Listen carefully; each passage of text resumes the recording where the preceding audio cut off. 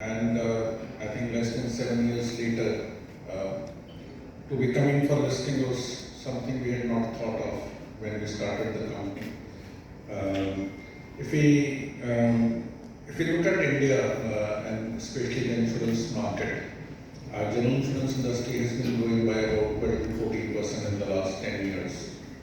And people like me and I see one or two faces who have been around for a longer time in insurance and insurance-related journalism. The penetration of general insurance has not really exceeded much beyond 1%. 2000, if I remember correctly, it used to be 0.93%, and now we are talking maybe about 1% only. So going forward, I am personally very bullish about this sector. One, because the growth prospects are good. If India economy continues to grow, and I'm sure it will, I think higher pricing in terms per capita income should lead to higher penetration of insurance, and more companies from the general insurance space will get listed. And overall, it's a fairly attractive sort of a place to be in. I think in the age of 50, when people start thinking of retirement, I started thinking of doing a startup again.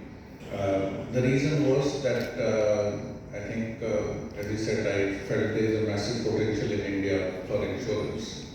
And technology was rapidly changing across the world. So during my time, I was working with Allianz in Germany at that time.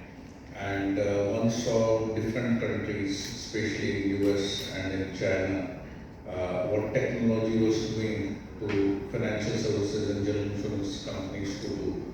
And with a couple of my colleagues, we started really discussing as to what a new insurance companies could look like. This was more a theoretical discussion to start with, but we fell in love with the idea and decided to start insurance company. Prem Vatsa Fairfax was someone I have known for a long time. We had never worked together. But since 2012, every time I'll meet him, he'll say, "You're wasting time with a big company, you should do something on your own. And we'll work together, we'll back you." And had colleagues here in India also. Whenever I would travel here, they will keep telling me that there is an opportunity for a new insurance company. So that was really how this idea of starting Digit actually came around. When we started, I will also say that it's not that we had a big blueprint ready or had put some numbers. I think we felt that there is a space, we had some broad ideas and really started Digit from that perspective. I'll take you through a short presentation and then after that we'll be happy to primary capital of about 1125 crores and offering offer for sale is about 5.4 crore shares. The price band is 258 to 272 rupees and offer opens on 15th of May, closes on 17th May. The details of who is selling shares is in the RHP, but almost 100%, not exactly 100%. Offer for sale is happening from the holding company, which is the promoter of the general insurance company. And you see all our bankers here on the dais. Before I speak about this slide, I think in insurance, and all of you know that we have to maintain solvency margin, which is a function of the premium which you write. Equivalent in banks is capital adequacy norm. So this capital which we are raising 1125 crores is primarily to beef up the solvency ratio. Minimum solvency ratio is 150%, which insurance companies have to maintain. As of December 31st, we are at about 160. With this capital raise, my sense is that after this, as of 31st May, we should cross 200% in solvency ratio. So that really is the purpose. From a company's perspective, AUM, cash flow, etc., I think we have enough money to invest either in terms of products or tech or anything. This is primarily for solvency margin. Our premium is roughly about 6,680 crores for 9 months. Market share overall is about 3% and market share in motor is about 6%. We almost have all products now in place.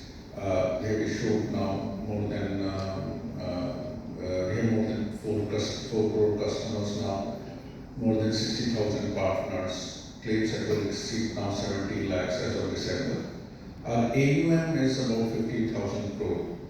And I just want to maybe take 30 seconds to explain, and I think most of you would know this, but I think for me, one big learning perhaps, I was already working at that time in insurance, was reading Warren Buffett's letter, related to shareholders, I think 1996 or 97, where he had explained the whole concept of how general insurance works and the concept of float, that this is the only business which actually gives you money taken from the customers which you can invest. So in profitability of an insurance company, I think this assets under management plays a very, very important role. And you can see that in about 5 years or so, we have about 15,000 crore roughly of assets set. We already spoke about British us being a digital company, so our manual policy issuance is very less. We also showed in the audio how many APIs that we have. APIs are basically interfaces with our distribution partners where quotations, policy issuance, servicing, in some cases claims, etc. Everything happens through automated way. So this improves your services, this improves your cost, and your ability to scale up with larger partners increases significantly. So I think that is something which was our core philosophy when we started Digit. We have a fairly high rate of customer satisfaction. We also showed you social media, and I think social media ratings customers are absolutely neutral.